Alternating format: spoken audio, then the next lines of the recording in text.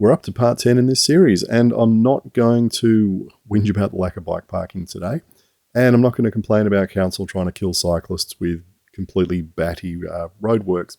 Instead, I'm going to do what I did in Perth, and we're going to go to a cafe, have a look at the bike parking, and have a look at the food as well. Now, in part 9, we went over the new Batemans Bay Bridge and had a look at the oyster shed over there. And the oyster sheds do very simple food. But today's place is Se7en. And Se7en is at the other end of the spectrum where they do just absolutely incredible food. It's a foodie's delight. And getting there is quite easy.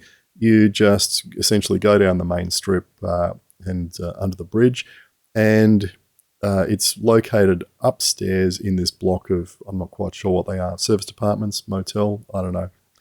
And sometime a couple of months ago, the management here actually installed some bike racks underneath here. Now this, I don't think has anything to do with the cafe, this is to do with the management of this complex. And I used them once or twice and then decided, no, I'm going to go back to where I've been parking the bikes, for the last year or so. And that is, I'm just going to lock it up against a pole here. And the reason for that comes down to CPTED, Crime Prevention Through Environmental Design. Now, if I lock the bike up there, and if I go with the kids and we lock a couple of our bikes up and, they get to have one of their favorite tasty burger, what is it? That's a BLT, Blat, something like that.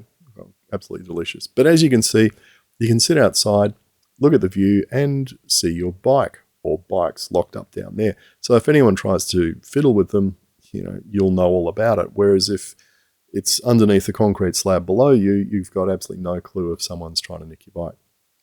Anyway, so thumbs up for putting in some bike racks, thumbs down for not putting them in what I would consider a secure place. Convenient, but not secure.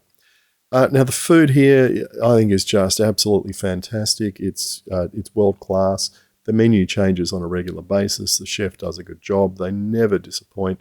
On a sunny day, the view from here is really good. The coffee's good. The service is good. It's a nice, comfy place to sit, either inside or out. This is my go-to place. I mean, it costs a bit. I'm not going to say it's cheap because it's not. But I really like it. And so it's got bike parking, and it's got good food, and it's got good service, and it's got good coffee, and it's got a good view. And I guess it really can't go wrong.